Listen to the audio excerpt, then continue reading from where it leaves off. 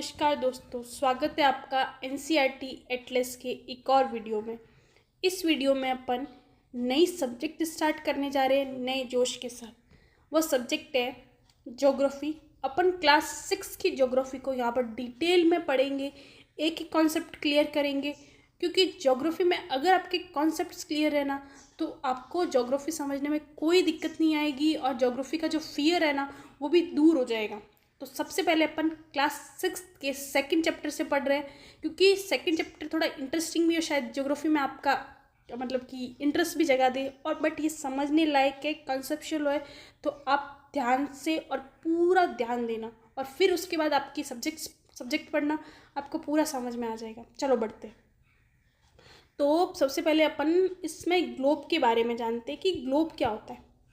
Globe पृथ्वी का ही, आप पृथ्वी देखिए, ये पृथ्वी, तो पृथ्वी की फोटोकॉपी, मतलब कि पृथ्वी का छोटा रूप, उसी प्रकार का, मतलब कि पृथ्वी जैसे 3D फॉर्म में है ना, 3D जैसा का जैसा पृथ्वी का छोटा रूप, पृथ्वी की प्रतिकृति, पृथ्वी का 3D फॉर्म, पृथ्वी का छोटा सा मॉडल, उसको बोलते हैं ग्लोब।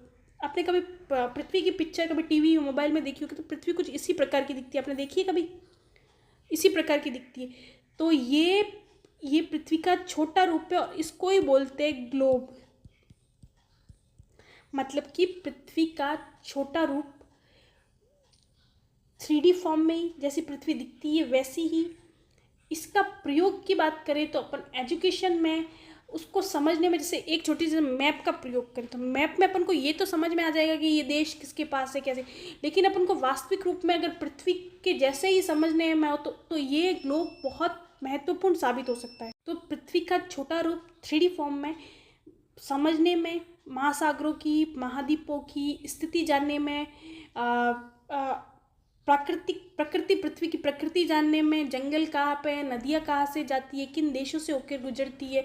जैसे कि अपन को जानना है कि अमेज़न नदी कौन कौन से देशों से होकर गुजरती है, तो मैप से भी जान सकते हैं। लेकिन ग्लोब से अपन को जैसे पहाड़ से निकलती हुई ऐसे, मतलब वो दिखेगी तो नहीं, लेकिन बहुत अच्छे से समझने में सहायता कर सकता है। ये किसी भी देश की एग्जैक्ट स्थिति को दिखाने में सहायक रहता है। ठीक है, अब आगे अपन बढ़ते हैं। ग्लोब के बारे में जान लिया आपने। अब इस ग्लोब को नोटिस किया होगा तो बहुत ध्यान से जूम करके भी देख लो कि ये पृथ्वी है ना, ये ऐसे गोल तो है, लेकिन कभी आप ये नोटिस किया कि आप ये बिल्कुल गोल तो है, ठीक है, मान लीजिए गोल, लेकिन ये बिल्कुल ऐसे 90 डिग्री पे नहीं है।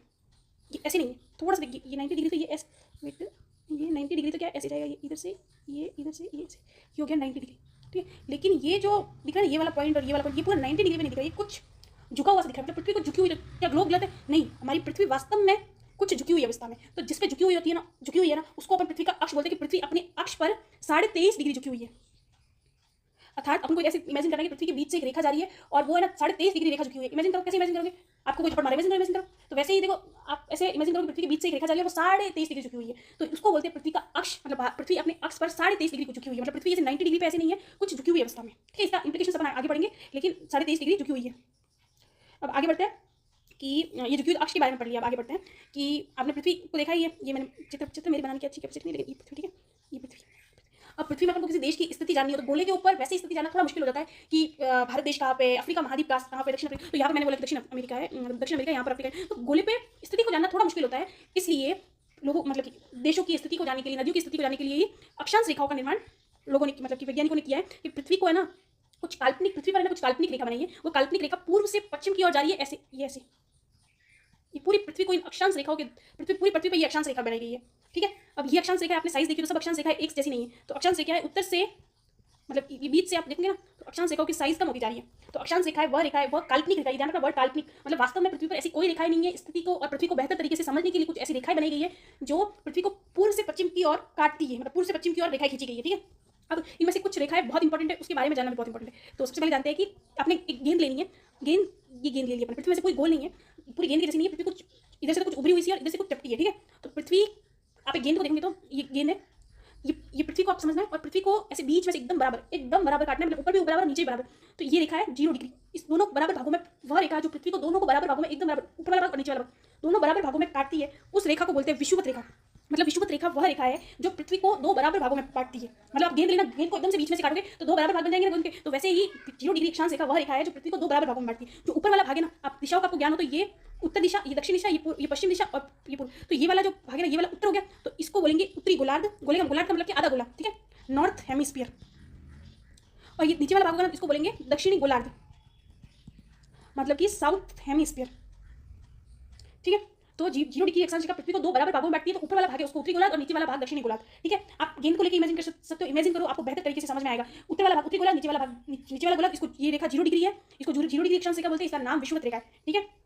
अब जैसे कि आपने गोले को कभी नोटिस किया हो तो ये गोला है ना, मतलब कि ये गोला, ठीक है। तो आप गोले को ऐसे काटोगे ना तो पूरा 360 का कौन है, पूरा 360 बनता है। तो एक वाला भाग है 90, तो ये वाला जो भाग है वो 90। पृथ्वी को ऐसे इमेजिन करना है कि जो ये वाला भाग है ना वो 90 डिग्री का है। तो ये तो डिग्री होगी 0 डिग्री, ठीक है। ये वाला होगा ना, इसको अपन 90 डिग्री मानेंगे और इसका नाम देंगे उत्तरी ध्रुव, ठीक है, उत्तरी ध्रुव। और ये जो नीचे वाला भाग है ना, इसको 90 डिग्री दक्षिणी ध्रुव। यहाँ पर पूरे टाइम बर्फ जमी रहती है। ये वही भाग है जहाँ पर 6 महीने की रात और 6 महीने के दिन होते हैं, ठीक है। तो हमने देखा 90 डिग्री और ये 90 डिग्री, इनको उत्तरी ध्रुव दक्षिणी ध्रुव, तीन चीजें जान ली। 0 डिग्री अक्षांश रेखा जान ली, 90 डिग्री उत्तरी ध्रुव और 90 डिग्री दक्षिणी ध्रुव। इसके अलावा भी कुछ इंपॉर्टेंट रेखा है, उसके बारे में जान लेते हैं। अब ये 0 डिग्री उत्तरी ध्रुव, ये 90 डिग्री दक्षिणी ध्रुव, ये 90 डिग्री उत्तरी ध्रुव। इसके अलावा 23.5 डिग्री, मैंने बोला था पृथ्वी ना अपने अक्ष पर 23.5 डिग्री झुकी हुई है। तो बीच में से ना एक 23.5 डिग्री इधर, इधर एक 23.5 डिग्री इधर, 23.5 डिग्री उत्तरी अक्षांश, 23.5 डिग्री दक्षिणी अक्षांश। इन दोनों अक्षांशों का मतलब है कि सूर्य जब पृथ्वी पर चमकता है ना, तो ये वाली रेखाओं के आगे पृथ्वी सूर्य कभी पृथ्वी पर सीधा नहीं चमकता। मतलब कि 21 जून एक डेट है जहाँ पर कर्क रेखा पर सूर्य सीधा चमकता है, फिर वापस सूर्य नीचे की ओर आना, मतलब पृथ्वी का घुमाव होता है। तो ये नीचे की ओर पृथ्वी की सीधी रेखा पड़ती है। मतलब ये ऊपर वाले जो अक्षांश है इन पर सूर्य की सीधी रेखा कभी नहीं पड़ती। और इस 23.5 डिग्री की लिमिट इसलिए कि पृथ्वी 23.5 डिग्री पर अपने अक्ष पर झुकी हुई है। आप इमेजिन करो कि पृथ्वी अपने अक्ष पर घूमी हुई है और अपने अक्ष पर झुकी हुई है और इसी अक्ष से पृथ्वी ना घूमती है सूर्य के चारों ओर। तो पृथ्वी का 23.5 डिग्री वाला 23.5 डिग्री उत्तरी अक्षांश से लेकर 23.5 डिग्री उत्तरी अक्षांश का पार्ट है ना, वो हमेशा सूर्य के सामने रहता है और बाकी वाले पार्ट कभी सूर्य के डायरेक्ट सामने नहीं आते, ठीक है। तो ये 23.5 डिग्री इसको कर्क रेखा बोलते हैं। और ये वाली जो रेखा होती है ना, इसको बोलते हैं, सॉरी हाँ, इसको कर्क रेखा, इसको मकर रेखा बोलते हैं। ट्रॉपिक ऑफ कैंसर और ट्रॉपिक ऑफ कैप्रिकॉर्न, ठीक है। 23.5 डिग्री 0 डिग्री अक्षांश विषुवत रेखा जो पृथ्वी को बिल्कुल बराबर दो भागों में बांटती है। 23.5 डिग्री उत्तरी अक्षांश इसको कर्क रेखा बोलते हैं और 23.5 डिग्री दक्षिण अक्षांश इसको मकर रेखा बोलते हैं। इसकी इंपॉर्टेंस के बारे में बात कर ली। 90 डिग्री उत्तरी ध्रुव और 90 डिग्री दक्षिणी ध्रुव, ठीक है। इसके अलावा एक और इंपॉर्टेंट रेखा है 67.5 डिग्री उत्तरी ध्रुव और 67.5 डिग्री मतलब 66 डिग्री दक्षिणी ध्रुव। इसको उत्तरी ध्रुवीय व्रत बोलते हैं और इसको दक्षिणी ध्रुव व्रत बोलते हैं। अब है ना, इसको है ना अपन एक पूरा ऐसे बना लेते हैं जो आपके लिए समझ आसान होगा। ये 0 डिग्री, ये 0 डिग्री, ये होगी विषुवत रेखा, ये होगी विषुवत रेखा 0 डिग्री, ये होगी 23.5 डिग्री, ये होगी 23.5 डिग्री। इसको बोलते हैं कर्क रेखा, इसको बोलते हैं मकर रेखा।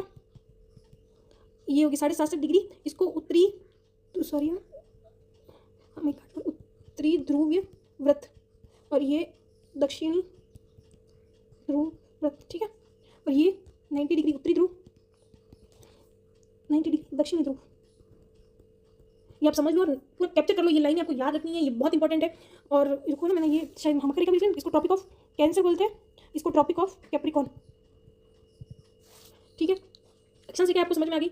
अब है ना, अक्षांश रेखाओं का इंपॉर्टेंस क्या है, अक्षांश रेखाओं के बारे में क्यों पढ़ना है और क्यों पृथ्वी को अलग अलग काल्पनिक रेखाओं से क्यों बनाया गया है। तो आपको है ना ये जानना होगा कि भाई इस देश की स्थिति कहाँ पर, मतलब कौन से अक्ष पे स्थित है। तो जैसे भारत की स्थिति है ना, ये कर्क रेखा भारत की ऐसे इधर स्थित है, मतलब 23.5 डिग्री उत्तरी अक्षांश। और ये ध्यान रखना कि उत्तरी गोलार्ध के जो देश है ना उसके आगे उत्तर, मतलब जो उत्तरी अक्षांश के आगे जितने भी अक्षांश है ना उत्तरी गोलार्ध में, उसके आगे उत्तर और दक्षिण वाले के आगे दक्षिण। ये अपन को है ना देशों की स्थिति को जानने के लिए इंपॉर्टेंट है। लेकिन चूंकि अक्षांश रेखा है, अब जैसे इस अक्षांश पे भारत स्थित है 23.5 डिग्री और इसी अक्षांश पे अफ्रीका के बहुत सारे देश भी स्थित है और ये दक्षिण अमेरिका उत्तर अमेरिका के भी देश स्थित होंगे। तो फिर अपन एक देश की स्थिति किस तरीके से निर्धारण करेंगे कि एक ही अक्षांश पे स्थित है। आप तो बोल रहे थे कि अक्षांश रेखा इस देश की स्थिति के बारे में कौन सा देश कहाँ स्थिति जानने में सहायक होगी।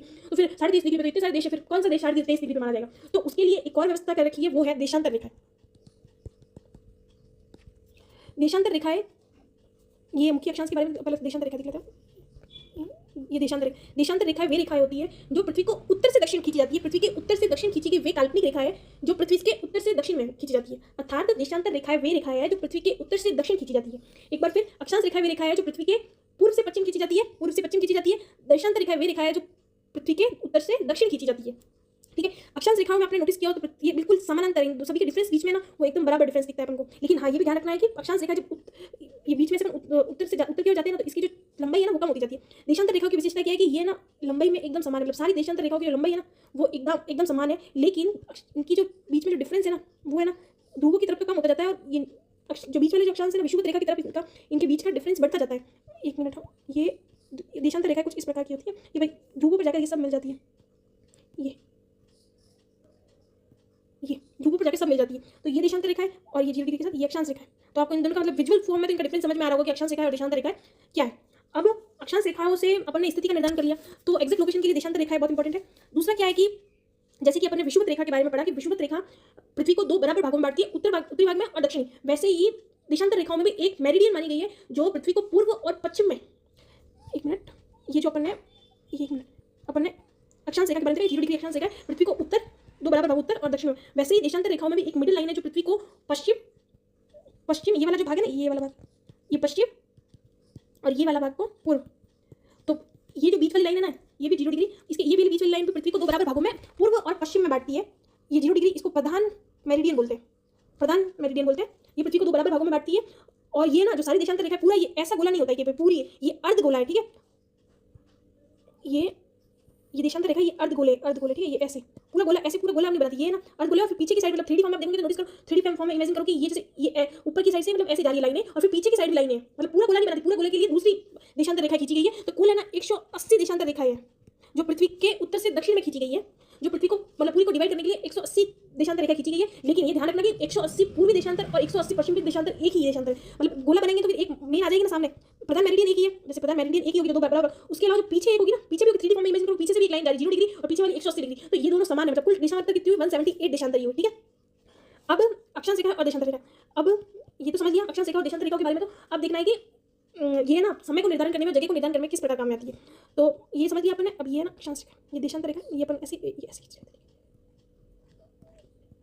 देशांतर रेखाओं की एक विशेषता है कि ना अपन 1 डिग्री देशांतर में बढ़ते हैं ना, 1 डिग्री देशांतर बढ़े तो 1 डिग्री देशांतर का मतलब है कि आप है ना 4 मिनट है ना आगे खींच सके।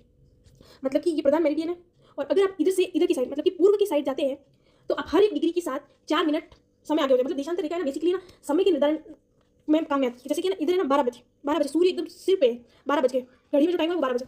अब आप इधर से 1 डिग्री आगे बढ़े, मतलब पूर्व की ओर बढ़े, तो जो घड़ी है ना वो 4 मिनट आगे दिखाएगी। मतलब इमेजिन करना कि आप 1 डिग्री आगे बढ़ रहे हैं तो 1 डिग्री के साथ आपका समय है ना वो 4 मिनट आगे, मतलब कि सूर्य है ना मतलब कि वास्तव में 4 मिनट आगे की ओर समय दिखाएगा। 1 डिग्री में 4 मिनट हो गए, 15 डिग्री है ना 60 मिनट हो जाएंगे, मतलब कि 1 घंटा। मतलब कि आप अगर 15 डिग्री आगे बढ़ते तो इधर जो 12 बजे होंगे ना, मतलब कि ये जो 1 डिग्री है ना, आपको एक बार फिर समझाती है ना, पृथ्वी अपनी गोल है तो पृथ्वी गोल है और पृथ्वी ना घूमती है, सूर्य के चारों ओर भी घूमती है और पृथ्वी ना अपने अक्ष पे भी घूमती है। अक्ष पे मतलब कि जहाँ पर खड़ी है ना उसके वैसे भी उधर भी गोल गोल घूमती है, ठीक है। तो पृथ्वी का घूमना है ना जिसके कारण दिन और रात होते हैं। तो पृथ्वी ना पश्चिम से पूर्व की ओर घूमती है, मतलब ऐसे घूमती है। तो जो ये मैंने बताया था कि बीच में से कटी होती है, तो इधर वाला जो टाइम होगा ना यहाँ पर पहले होगा और ये वाला टाइम इधर वाला पीछे होगा। पता है इधर 12 होंगे तो इधर है ना 12:04 होंगे, मतलब 1 डिग्री आगे इधर। जैसे भारत मतलब इधर जैसे आगे बढ़ेंगे थोड़ा और तो 12:08 वाला 1 डिग्री और आगे बढ़ेंगे तो 12:08 और फिर वो आगे चल जाए। और इधर ना 3 डिग्री पे 4 मिनट कम होगा, मतलब इधर के 12 बजे तो यहाँ पर 11:56 होंगे पूर्व की ओर, ठीक है। तो आपको ये चीज़ देखनी है कि पृथ्वी जब अपने अक्ष पर घूमती है तो एक दिन कितने का 24 घंटे होते हैं, ठीक है। तो पृथ्वी ना एक दिन में 24 घंटे घूमती है, तो 24 घंटे में मतलब क्या हो 360 डिग्री का चक्कर पूरा करती है। मतलब कि 1 घंटे में वो कितना चक्कर पूरा करती है 15 डिग्री का। तो 1 मिनट में कितने डिग्री का पूरा करेगी, 1 डिग्री वो कितने मिनट में पूरा करेगी, 1 डिग्री को पूरा करने में उसको 4 मिनट लगेंगे। मतलब कि जब वो घूमेगी पश्चिम की ओर, पूर्व से पश्चिम से पूर्व की ओर घूमती है, पश्चिम से पूर्व की ओर घूमती है, तो 1 डिग्री घूमी तो 1 डिग्री का मतलब वो 4 मिनट आगे हो गया। मतलब कि पृथ्वी ऐसे घूम रही है ना, ये इधर से वो फिर ये वाला टाइम आएगा। तो जैसे कि पहले इधर सूर्य उदय होगा फिर वो आगे बढ़ते इधर होगा, तो इधर पहले सुबह हो जाएगी और इधर बाद में होगी। मतलब ये वाला भाग पहले सूर्य के आगे आएगा। तो जैसे कि इधर वाले जो पार्ट होंगे ना उस पर सूर्य की किरणें पहले पड़ेगी, तो ऑब्वियस है कि इधर वाला जो टाइम होगा वो पहले होगा। तो आप सोचो कि सूर्य ना इधर 12 बज गए, इधर प्रधान मेरिडियन इस पर है ना समझो 12 बज गए, तो इधर तो पहले ही बज चुके होंगे क्योंकि इधर तो सूर्य उदय मतलब कि सूर्य उदय इधर पहुंचते तक मतलब कि टाइम लगेगा। तो सूर्य उदय हुआ 12 बजे, सॉरी 12 इधर बजे, तो इधर जो 1 डिग्री होगा उधर पहले से ही, इधर जो 1 डिग्री होगा इधर पहले से ही 12 बज के 4 मिनट, इधर 12 बजेंगे तो इधर पहले से ही बज चुके होंगे 12। जब इधर आ जाएगी ना इधर 12:04 हो जाएंगे, 2 डिग्री पे 12:08 हो जाएंगे, 3 डिग्री पे 12:12 हो जाएंगे। तो ये आगे बढ़ता जाएगा, मतलब इधर साइड पश्चिम की साइड चलेंगे पूर्व की साइड तो टाइम आगे हो जाएगा, और पश्चिम की साइड चलेंगे ना तो पीछे हो जाएगा। मतलब कि पश्चिम अगर 1 डिग्री मतलब ये 0 डिग्री है ना, तो पश्चिम 1 डिग्री पे देखेंगे ना तो इधर 11:56 ही हो रखे होंगे, और 1 डिग्री पूर्व की ओर देखेंगे ना तो 12:04 हो जाएंगे इधर। आई होप समझ में आ गया होगा। पृथ्वी 24 घंटे में एक चक्कर पूरा करती है, तो मतलब 1 घंटे में वो 15 डिग्री घूमती है। पूर्व से पश्चिम की ओर घूम रही है तो पूर्व वाला भाग में टाइम मतलब कि पूर्व मतलब सूर्य उदय पहले होगा तो वहाँ पर टाइम पहले होगा। तो 12 बजे अगर ग्रीनविच पे अपन है ना, इसको ग्रीनविच रेखा बोलते हैं, तो इस पे अगर अपन 0 डिग्री माने और सूर्य इधर सूर्य, इधर जैसे 12 बज गए हैं तो ये वाला इधर 12 बज चुके होंगे, इस वाले भाग में तो पहले ही बज चुके होंगे, ये वाला भाग।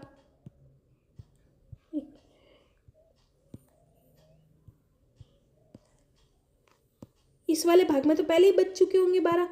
तो 1 डिग्री अपन अगर इधर 0 डिग्री है ना, तो 1 डिग्री पूर्व में देखिए तो इधर 12 पहले ही बज चुके होंगे, तो इधर 12 बजेंगे तो इधर 12 4 हो जाएंगे। 2 डिग्री पे 12 8 हो जाएंगे। 3 डिग्री पे 12 12 हो जाएंगे। और पूर्व की साइड देखेंगे ना तो इधर 11 56 ही हो रखेंगे, 2 डिग्री पे 11 52 ही हो रखे होंगे। तो ये सिस्टम है टाइम निर्धारण करने का।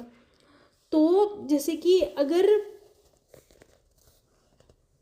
इधर जैसे 12 बजे तो भारत है ना जैसे कि 82.5 डिग्री पूर्व की ओर स्थित है उत्तरी गोलार्ध में। 82.5 डिग्री पूर्वी गोलार्ध में, पूर्वी गोलार्ध और उत्तरी गोलार्ध, मतलब कि भारत की स्थिति ये है, उत्तरी और पूर्वी, मतलब कि उत्तरी मतलब उत्तर वाला ये वाला नॉर्थ हेमिस्फीयर और पूर्वी वाला भाग ये वाला भाग। ठीक है, तो भारत की स्थिति ये वाली है, पूर्वी वाली स्थिति और नॉर्थ वाली स्थिति। ठीक है, तो भारत की स्थिति 82.5 डिग्री है। तो इधर समझो 12 बजे। ठीक है, तो 82.5 डिग्री मतलब कि 82 इंटू 4, और ये जो मतलब आधा डिग्री है तो इसको 2 मिनट मानेंगे। तो इसकी कैलकुलेशन से अपन को पता चलेगा कि भारत है ना, इधर जब 12 बजते हैं तो इधर 5:30 बज जाएंगे। मतलब कि भारत है ना 5.5 घंटे मुख्य प्रधान रेखा से आगे का समय दिखाता है। मतलब भारत है ना, भारत में सूर्योदय पहले होता है, सूर्योदय इधर पूर्व की साइड पहले होता है, तो 5.5 घंटे भारत का समय इधर वाले समय से आगे रहता है। ठीक है, आई थिंक अंडरस्टूड हो जाएगा। जो भी इस वाली साइड है तो वहाँ पर समय इसकी तुलना में अधिक होगा। इवन भारत 82.5 डिग्री उत्तर पूर्व में है, इसलिए भारत 5.5 घंटे प्रधान मेरिडियन से आगे का समय दिखाता है। अब आगे बात करें तो बहुत सारे देशों ने अपनी सभी की है ना प्रधान मध्याह्न रेखा निर्धारण कर रखी। कुछ देशों में तो एक से ज़्यादा प्रधान मध्याह्न रेखा मतलब मानक रेखा, सॉरी गलती से मिस्टेक हो गई, मानक रेखा मानी गई है। तो ये ना, ये जैसे अपन वैसे फॉर्म में देखें तो ये देशांतर रेखा है। ठीक है, ये देशांतर रेखा है। अब है ना भारत ये इधर है, तो भारत ने अपना जो टाइम मानक रेखा है ना, वैसे तो भारत में भारत का भी विस्तार इतना है तो बहुत सारी मानक मतलब देशांतर रेखाएं भारत से होके जा रही होगी। तो यहाँ जो टाइम होगा वो यहाँ पर टाइम होगा वो अलग अलग हो जाएगा। और भारत का जो पश्चिमी भाग है ना वो और पूर्वी भाग में दोनों में 2 घंटे का डिफरेंस आता है। कितने घंटे का? 2 घंटे का डिफरेंस आता है। और इस 2 घंटे के डिफरेंस के कारण बहुत सारे प्रशासनिक, और जैसे कि मैं ना अरुणाचल प्रदेश से गुजरात की तरफ रवाना हो रही हूँ, मैं बोल रही हूँ कि मैं 12 बजे रवाना हो रही हूँ और मेरी फ़्लाइट है ना, ऐसे समझो कि 2 घंटे में लैंड हो जाएगी, तो मैं 12 बजे रवाना होंगी। तो अगर मानक यामत रेखा नहीं होना तो क्या होगा, मैं 12 बजे रवाना हुई और 12 बजे गुजरात पहुँच गई। ऐसे थोड़ी ना होता है कि 12 बजे पहुँच गई, 12 बजे रवाना हुई, 12 बजे पहुँच गई, 12 बजे AM रवाना हुई और 12 बजे ही AM पहुँच गई, ये तो नहीं होता ना। तो इसलिए कि भाई ये वाला कॉन्सेप्ट को कि भाई ये सारी समस्याएं नहीं आए, इसलिए एक मानक याम्योत्तर मान ली। भारत की मानक याम्योत्तर है 82.5 डिग्री उत्तर, नॉर्थ और ईस्ट, नॉर्थ ईस्ट। ठीक है, तो ये रेखा से यहाँ इस रेखा पे जो टाइम होगा ना वो भारत का पूरे देश में वही टाइम, जैसे कि यहाँ पर मानक याम्योत्तर पे 5:30 बजे, तो भारत के सभी जगह पर घड़ी ऐसे सेट कर रही है कि सब जगह 5:30 ही बजे। इससे वो जो गड़बड़ होती है ना कि मैं 12 बजे रवाना हुआ और गुजरात में 12 बजे ही पहुँच गया, तो वैसी समस्याएं नहीं होगी। इससे ऐसी समस्याएं, अब इसके क्या होता है, कुछ नेगेटिव इम्पैक्ट भी है और पॉजिटिव इम्पैक्ट भी है। बहुत सारे राज्यों ने, जैसे पूर्वी राज्य है ना, अपनी एक अलग यामियोत्तर मांगने की मतलब अक्सर डिमांड करते हैं। इसका कारण कि जैसे भारत का ये मैं आपको एक मिनट, दक्षिण से तो सही नहीं बनेगा, ये क्वेश्चन है ना पूछा गया है कहीं, मैं ये भारत, ठीक है, ऐसे ही मैप है। तो यहाँ से यहाँ पर है ना 2 घंटे का डिफरेंस आ जाता है, यहाँ से लेके यहाँ तक 2 घंटे का डिफरेंस। तो बहुत बार पूर्वी जो राज्य है ना वो अलग यामियोत्तर की मांग करते हैं कि 82 डिग्री यामियोत्तर के कारण है ना, मतलब कि एक ही मानक समय होने के कारण क्या होता है कि पूर्व में सूर्य उदय तो हो जाता है पहले, कि भाई सूर्य उदय तो 5 बजे हो गया, लेकिन मानक यामियोत्तर में तो अभी 5 बजे नहीं है। मानक यामियोत्तर में तो सूर्य उदय थोड़ा सा मतलब देरी से होगा। तो यहाँ पर जब सूर्य उदय पूरा ऊपर आ जाता है ना, 6 बज जाते, 6:30, 6 बजे के आसपास, तब यहाँ पर भी माने जाएंगे कि 6 बज गए। तो इससे क्या है, थोड़ा टाइमिंग में ऐसे होता है कि भाई सूर्य उदय तो हो गया लेकिन टाइम नहीं हो रहा है, अभी भी 4 बज गए, लेकिन 4 बजे इधर तो 4 बजे सूर्य उदय हो गया और इधर वाले लोग सो ही रहे, तो उनके लिए तो 4 बजे अंधेरा और इनके लिए तो 4 बजे काम करना चालू कर दिया इन्होंने कि भाई सूर्य उदय हो गया। तो ये डिफरेंस देखने को मिलता है, लेकिन इससे बहुत सारे प्रॉब्लम्स भी हो जाएंगे। इसलिए भारत ने अपना एक ही यामियोत्तर रख रखा है, लेकिन भारत का विस्तार तो चलो 2 घंटे का डिफरेंस ही बताता है, लेकिन ऐसे बहुत सारे देश हैं जिनका विस्तार बहुत बड़ा है। मतलब जैसे रशिया का विस्तार तो बहुत बड़ा है, तो वहाँ पर 1 से ज़्यादा मानक यामियोत्तर माने गए हैं। और इवन अमेरिका में भी बहुत सारे माने गए, कनाडा में भी 1 से ज़्यादा मानक यामियोत्तर माने गए। इवन भारत में भी बहुत बार डिमांड उठती है कि एक बार ही एक की जगह 2 मानक यामियोत्तर होते हैं, लेकिन इसमें बहुत सारे नेगेटिव इम्पैक्ट्स भी रहते हैं। इसलिए भारत में अभी वर्तमान में 82.5 डिग्री का जो मानक यामियोत्तर है ना, वो ही मानक यामियोत्तर माना जाता है। और दूसरा ये है कि ठीक है, अब टाइम वाला भी पढ़ लिया कि टाइम देशांतर का उपयोग क्या है। ये टाइम निर्धारण में उपयोगी होता है कि भाई एक ही अक्षांश पे जो देश स्थित होते हैं ना, कि जैसे 23.5 डिग्री पे बहुत सारे राज्य स्थित है, ठीक है, बहुत सारे देश स्थित है, तो पूर्वी और पश्चिम का डिफरेंस तो होगा ना। जैसे कि भारत है ना 23.5 डिग्री इस अक्षांश पे बहुत, तो भाई तुम्हारा मानक यामियोत्तर क्या है, मतलब कि तुम्हारा देशांतर क्या है, तुम देशांतर बताओ, उससे तुम्हारी टाइम और लोकेशन पता कर ले। तो मानक, देशांतर और अक्षांश दोनों मिलकर, अगर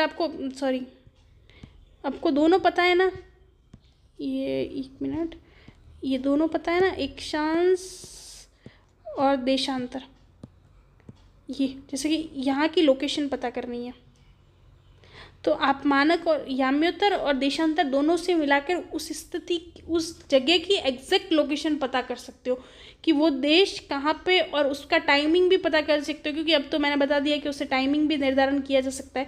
इसलिए अक्षांश और देशांतर रेखाएं दोनों मिलकर टाइम निर्धारण करने में, उस देश या फिर जगह की स्थिति निर्धारण करने में सहायक है। आई होप आपको ये चैप्टर समझ में आ गया होगा। मे भी शायद कुछ मैं चीज़ अच्छे से नहीं समझा पाई, तो आप पूछ लो, मैं आपको अच्छे से वापस समझाने की कोशिश करूँगी। ये अभी शुरुआती फेज़ है, आपको धीरे धीरे सब समझ में आएगा। ये थोड़ा टफ लग सकता है, लेकिन 1-2 बार अगर आप पढ़ोगे इस चैप्टर को फिर से, तो आपको समझ में आएगा। इसमें है ना 1-2 चीज़ें ताप कटिबंध से रिलेटेड और है, लेकिन वीडियो वैसे भी बहुत लंबा हो गया है और आपको समझने में दिक्कत आएगी, इसलिए यहाँ पर ही इस क्लास को रोकते, आगे और जानेंगे। और बस इंटरेस्ट बना के रखना, आपको समझ में आएगा धीरे धीरे। और मेरे हिसाब से कॉन्सेप्ट्स तो क्लियर होने चाहिए, और अगर कोई दिक्कत हो तो आप मैसेज कर लेना, कमेंट कर लेना, मैं आपको वापस बता सकती हूँ। धन्यवाद।